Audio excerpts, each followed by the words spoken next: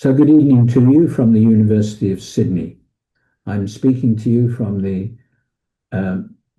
Gadigal lands of the Eora Nation. We recognize the original ownership of the Gadigal people of these lands and respect the rights and traditions of the traditional owners of this land and their leaders, past, present, and emerging. It's a great pleasure today to have a European scholar speaking to us all the way from Switzerland. And it's an equally great pleasure to have the session chaired by Yingye Guo, who is one of Australia's leading China ideologists, by which I don't mean that he's planning to overtake Australia with Chinese interference, but rather that he is one of our leading scholars, in fact, the leading scholar of Chinese ideology, working in an Australian university. So I'm going to hand over to Yingye, and he's going to introduce Christopher Mittelstaedt, and we'll take it from there. Over to you, Yingye. Thank you very much, David, for your extremely kind introduction. It gives me enormous pleasure to introduce to you Professor Christopher Mittelstaedt. Christopher is Professor of Modern Chinese Studies and Chair of Modern Chinese Studies at the University of Zurich. He previously held positions at SOAS, University of London, and the University of Oxford. His research focuses on ideological and institutional foundations of Chinese Communist Party rule, with particular attention to party governance and cultural governance. His work has been published in the China Quarterly, the China Journal, Modern China, and China Information. You would agree that these are some of the best journals in the China studies field. So without further ado, I would like to invite Christopher to give us a talk. Thank you very much for this very kind introduction. It's really a pleasure to be able to present here in this forum. I don't have a script, so it's going to be a little bit more freewheeling. I hope that's okay. This talk is based on my research on ideology in China. It is based on, more specifically, on my recently published paper in the China Quarterly, and this article is really about Xi Jinping Thought, but it is really about a puzzle that has plagued me for a long time now, which is, well, we've all read, or maybe not read, I had a look at some of them, Xi Jinping's The Governance of China. We've all perhaps come across these small, little tiny booklets that are being published with different excerpts that contain all kinds of speech fragments by Xi Jinping. And this is just one example of these fragmented kind of booklets with excerpts from these speeches, from important documents, etc. And here, this is something I came across a couple of years ago, but it goes back to 2013, late 2012, 2014. Over the years, over the last decade, roughly 100 of these have been published. So this is Xi Jinping's excerpts, discussions on water governance. So these are all excerpts, 297 excerpts from over 130 documents, speeches, etc. And these excerpts come from all kinds of document speeches from 2012 to 2024, when this small booklet was published. Now, if you actually look at some of these small booklets, you will see that, well, they are being studied. So here, this is an image that I found on the internet. This is the party leadership group at the School of Hydraulic and Electric Power in Harbin, who studied this particular book of excerpts from Xi Jinping on, well, water governance, right? So this will have, some of these have 200 pages. There are also smaller ones with 60 pages. on all kinds of different topics, from party governance to diplomacy to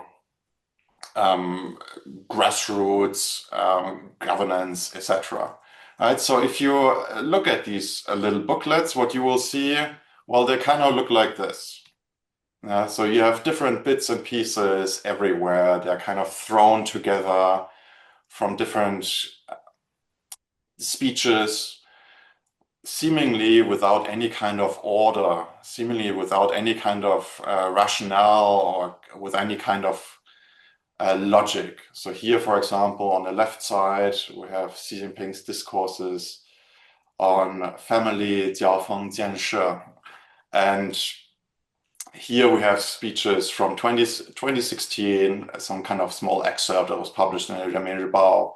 Then you have an excerpt from 2020, another one from 2016, another one from 2016, and another one from 2017. If you look at other compilations of Xi Jinping speeches, you will also see that in some of these compilations, they will not reprint entire speeches, they will reprint abridged speeches. For example, here in the middle, this is one part, Ibufen, right? If you look at the right side, again, here you have different excerpts, sometimes from the same speech, taken from the same speech, but different parts of the same speech. And here, really, the question is: so how do we make sense of this? Like, what's going on here? Because what you see here is a kind of Xi Jinping thought. It is an ideology that consists of these different fragments that then forms this kind of unity within these booklets that are then being studied. There are booklets on water governance, party governance, etc. But if you actually look at them, they're very decentralized. They're very seemingly illogical. They're put together from fragments from different time periods, from different speeches, different documents. What you will also find is a lot of speeches that have not been published as a full text that we have access to, are actually published in fragments, in real speech, so to say, in many of these compilations.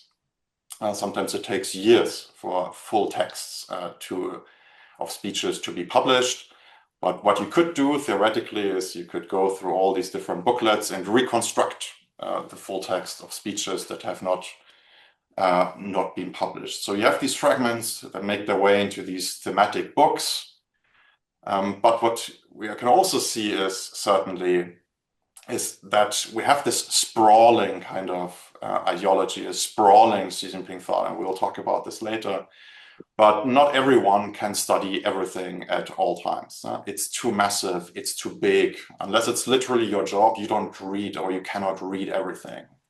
So if you look, for example, in these discourses on water management, what you will find is that mostly officials, party leadership groups, cadres, etc., that concern themselves with some kind of water, electricity, these kind of things, they would actually have sessions on this particular aspect of Xi Jinping thought, and they would not have sessions, presumably, on Xi Jinping and I don't know, community with a shared future for mankind or whatnot.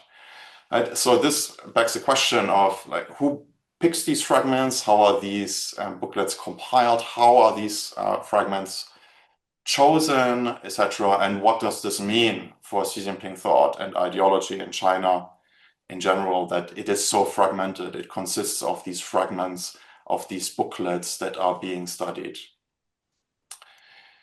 Okay, so this is kind of the puzzle. How do we make sense of this structure, right? So this talk is not necessarily really about what Xi Jinping thought is and what it means and what meaning it possesses, but it is more about the actual structure of how we should understand Xi Jinping thought. And it is from there, from this vantage point, from this position, that we can then try to understand what certain things actually mean. So if you come here perhaps for an authoritative explanation of what Xi Jinping thought is, I'm sorry, I might have to disappoint you.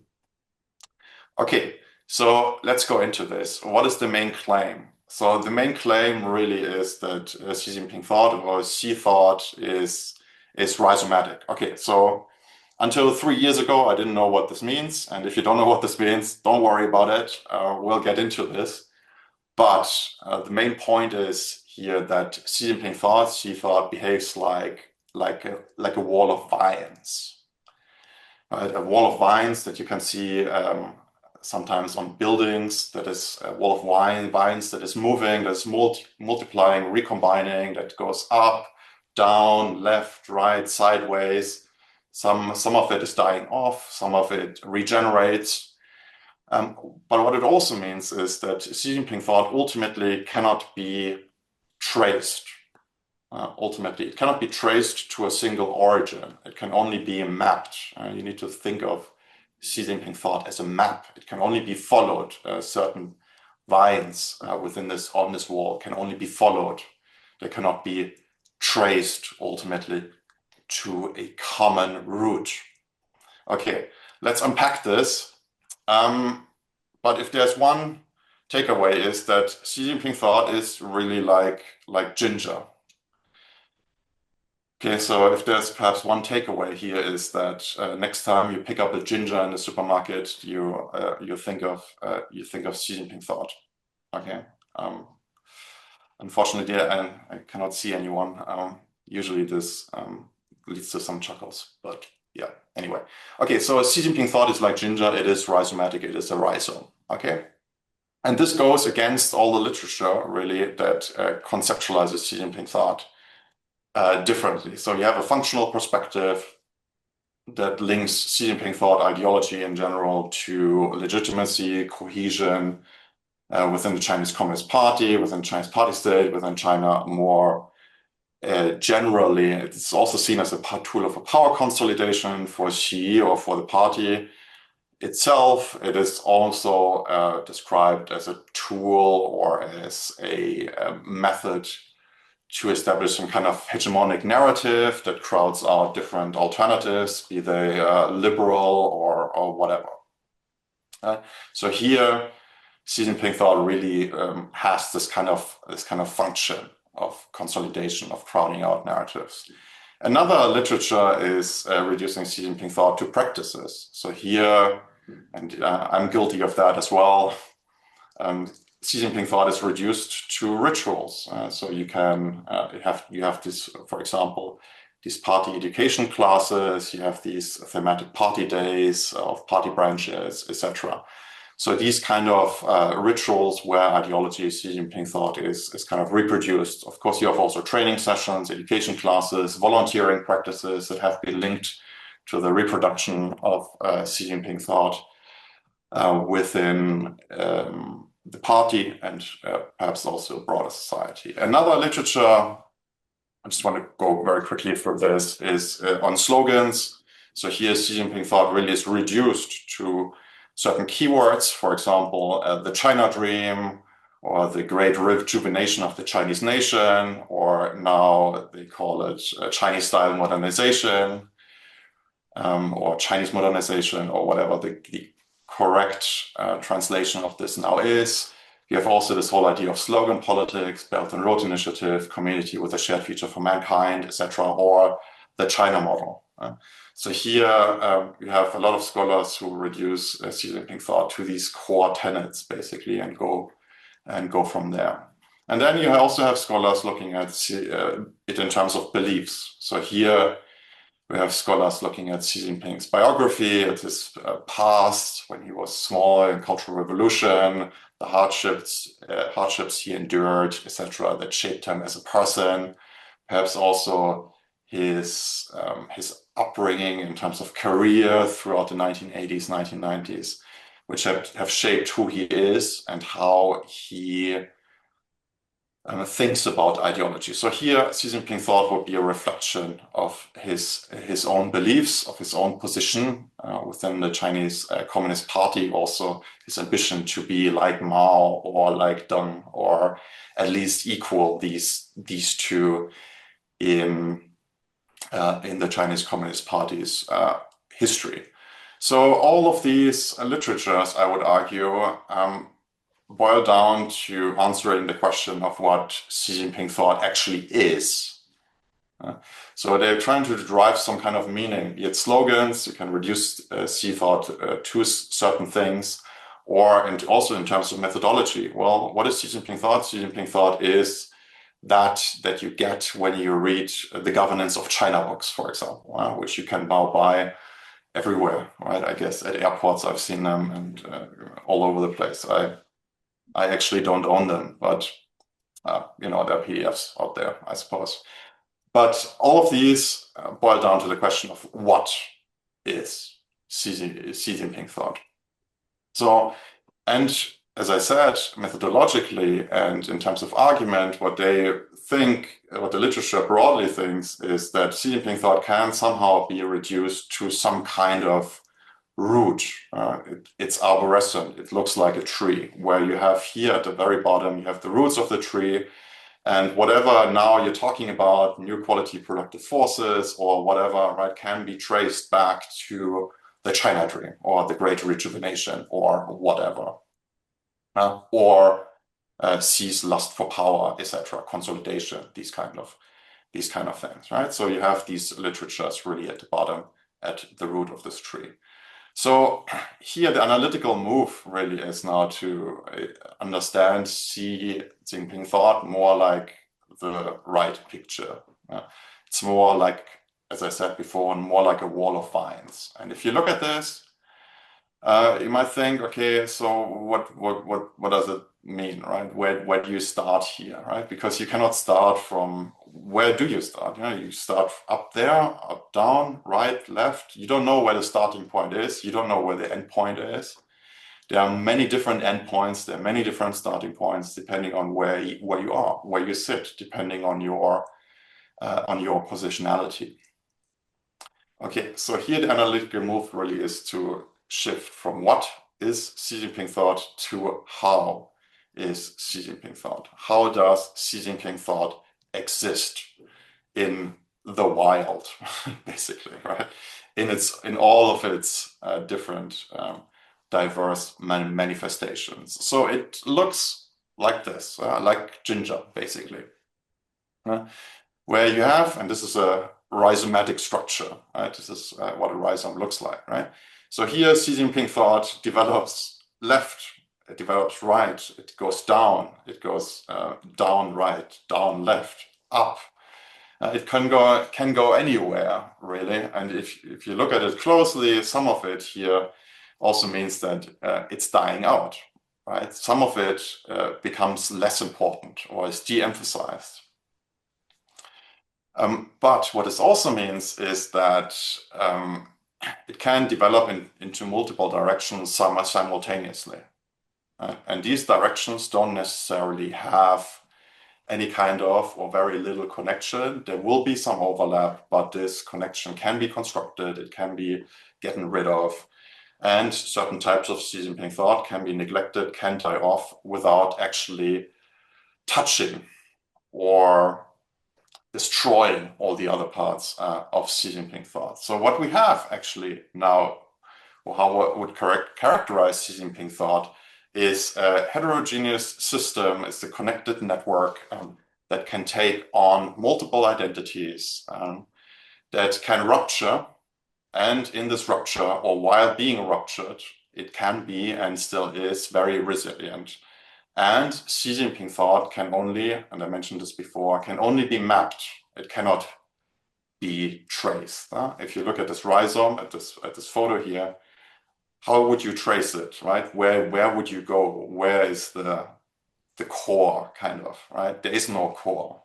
The only thing you can trace are a little bit these offshoots, basically. But very quickly you will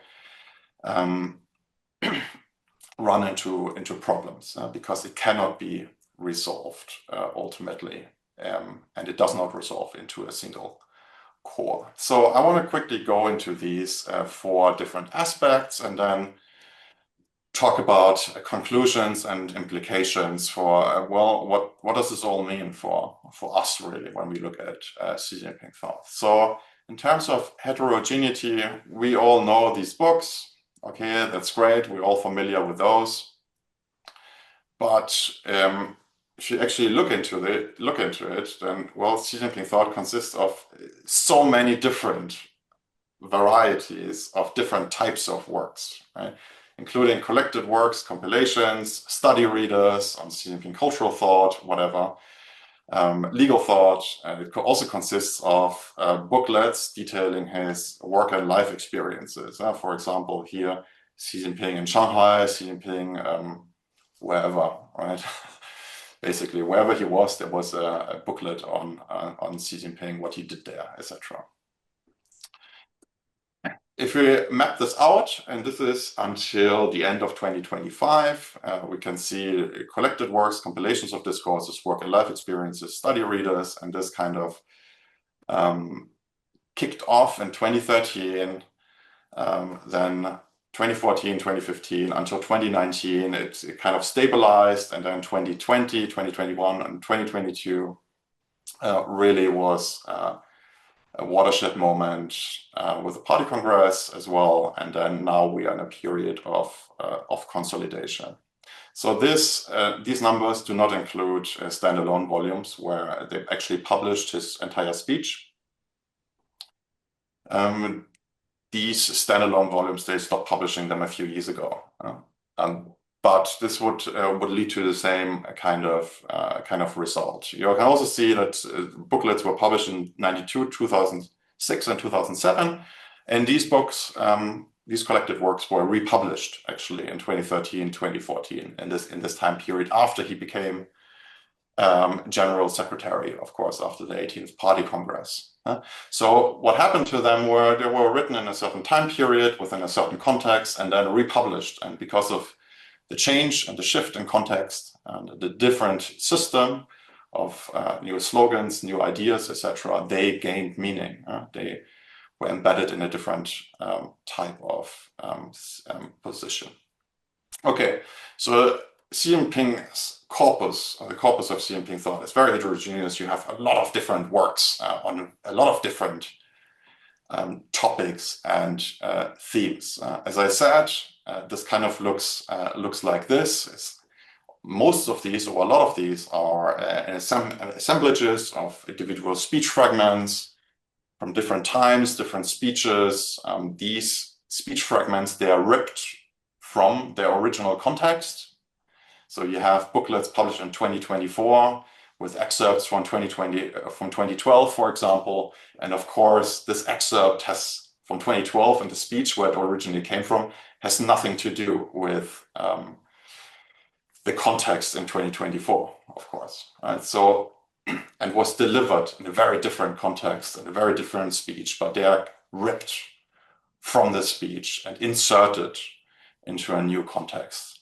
And by developing these new linkages from different time periods, from different speeches, and putting them together in such a manner, of course, this assemblage gains new meaning, and this meaning is then encapsulated within this booklet, be it on water governance, be it on party governance, etc. So what this means really is that all of Xi Jinping's speeches potentially can establish and gain new meaning in the sense that each of his speeches, each word, each character, each line can be ripped out of its context and reused in the future and in different contexts, where through these different contexts, through these different linkages, new meaning is established. For example, what we have here is Xi Jinping's discourses on party governance, on strictly governing the party. And here we have, in terms of organization of this volume, we have 371 fragments from 87 different speeches.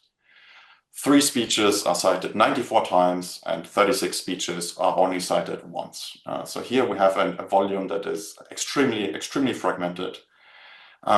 These speeches, they all come from different time periods. So I believe this one was actually published 2016 or 2017. I think 2017. And 2016 speeches, or speeches from 2016 are cited 129 times. 2015 speeches cited 75 times, 2012 speeches 13 times. So the past and all of Xi Jinping's speeches become a resource. Becomes a resource where everything can be taken out of context and put into a different context and can reappear at any point in time, really. And this is not just here in these booklets. If you read, for example, Qiu Shi, right? Oftentimes it starts with a Xi Jinping speech, usually each issue, but sometimes it's not a speech, but a compilation of different fragments. And this is exactly the same thing. So here, all of these booklets, Xi Jinping Thought becomes fragmented. It is without beginning, without end. There's no argument. If you read these booklets, there's no argument to be seen, really. They're open, they're fragmented, they're non-totalizing. You can actually you can take one booklet, you can open it anywhere, any chapter, and you wouldn't lose anything. There's no linearity really to it in a traditional sense. There's no beginning, there's no end, there's nothing in that sense. Okay, so individual works of Xi Jinping Thought are also heterogeneous, right? So we have this idea of heterogeneity here. Xi Jinping Thought is also exists in multiple forms. So we've all come perhaps across that. So we have Xi Jinping Diplomatic Thought, which was established in 2018, Xi Jinping Legal Thought. Then you have the study outlines or study plans, study programs on Xi Jinping Diplomatic Thought. So they are republished and have been republished a couple of times in 2021, 22, 23, Xi Jinping Legal Thought 21, 23. Also then Xi Jinping Military Thought, established in 2017, Xi Jinping Cultural Thought in 2023, with again different study outlines for people, cadres, party members, etc., to have a look at.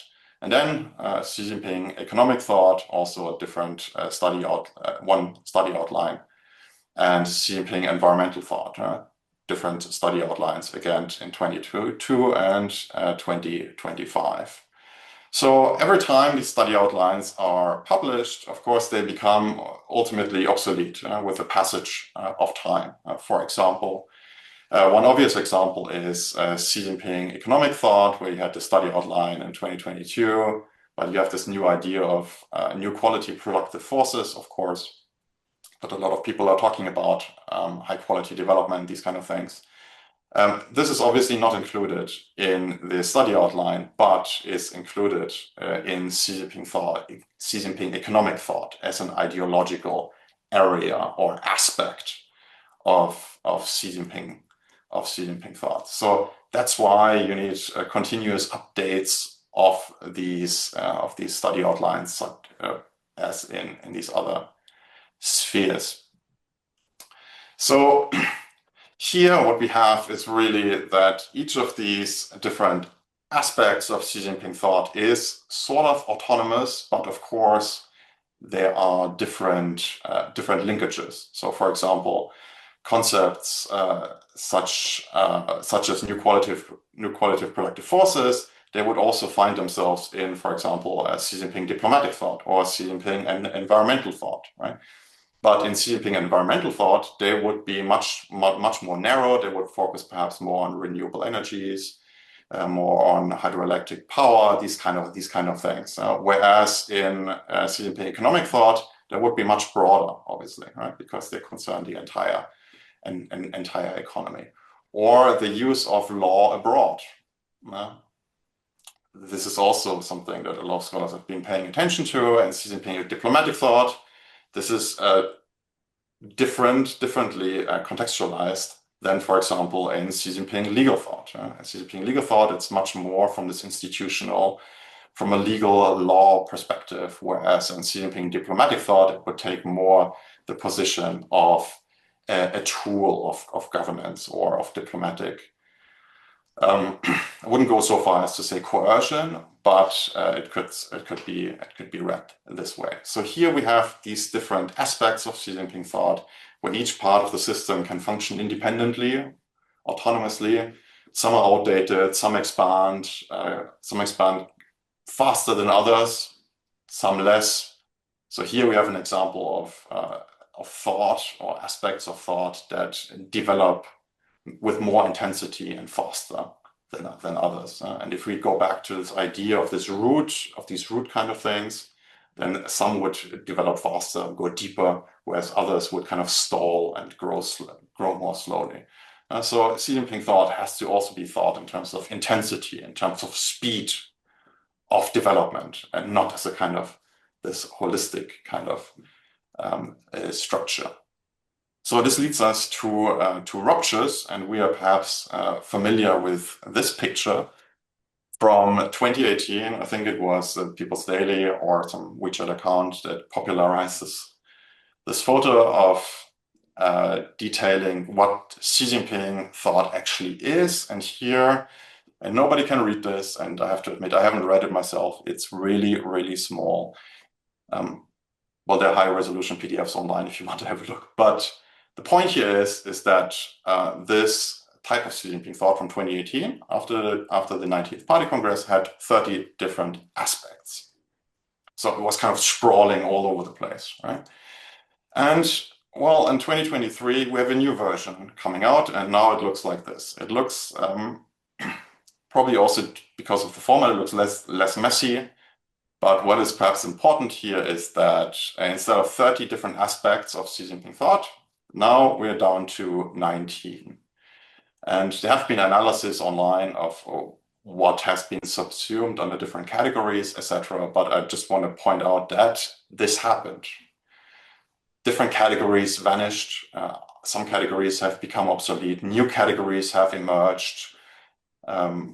New older types have been subsumed under new categories, etc. So here we see something that is moving. We see something that is being ruptured, where categories vanished. But this does not mean, or did not mean, that Xi Jinping thought became obsolete.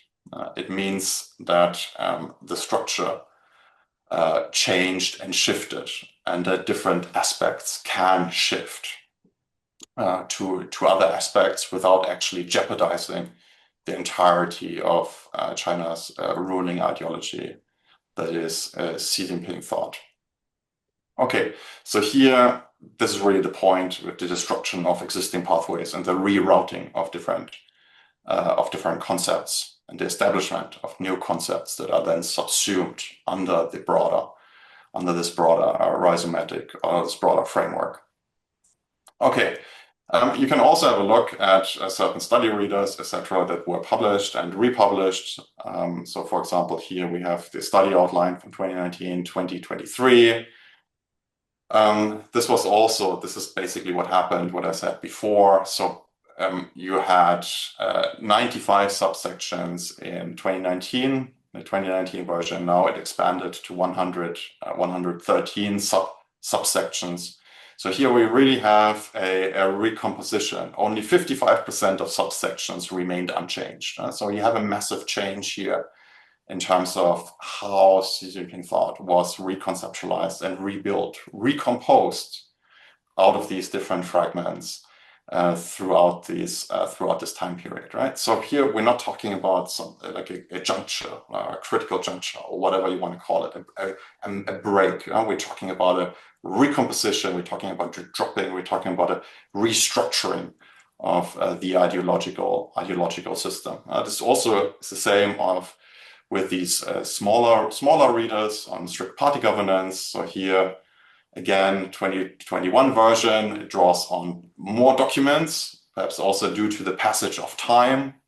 It is much bigger, consists of 788 fragments. On average, these fragments are also shorter, actually, so there's more to draw on. 65% in the 2021 version are new, 9% have been discarded, others were retained. So here, it's just a reconceptualization, a recomposition of what strict party governance actually means, while certain priorities were emphasized, others were discarded. So the process, the temporal process really of Xi Jinping thought is one of reassembling, it's one of mutation. It certainly feels like that Xi Jinping thought has become more resilient while changing, or while being able to change. It is not, it is generative, and I think that's important, and we'll come back to that. But it is able to produce new types of concepts and take them under the umbrella of certain sections of Xi Jinping thought, or have them as standalone and kind of seed throughout these different spheres. Okay, so what this all means is mapping. So you don't know where the start is of Xi Jinping thought. It is impossible to trace. That doesn't mean that tracing is completely useless, tracing of concepts or whatnot, but what we need to be aware of are the limitations of this tracing. You can always just trace to the beginning or end of this particular line-like, root-like structure, such as in these right circles. That's all you can do. So what you really want to look at are these encounters. You want to look at these linkages between different concepts, between the places where these roots-like things, where they overlap, where they also diverge.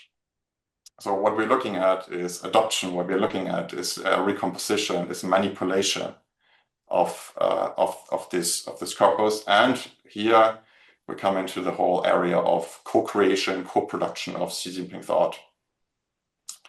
The linkage that you have between certain concepts and institutions at the local level. So here, structure and meaning is generated and continuously generated through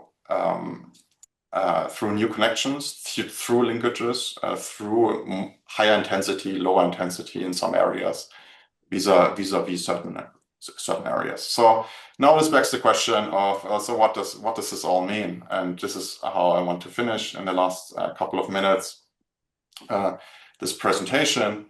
4 conclusions here. So, well, let's go quickly. Let's go through them. Well, it shifts from what does Xi Jinping thought mean, or what does a certain concept mean, to what does it actually do, right? And this is particularly important for translation, for example, because if someone in a hydroelectric bureau talks about inequality of productive forces, what they will mean is something completely different, perhaps from someone who works in robotics or works in diplomacy, right?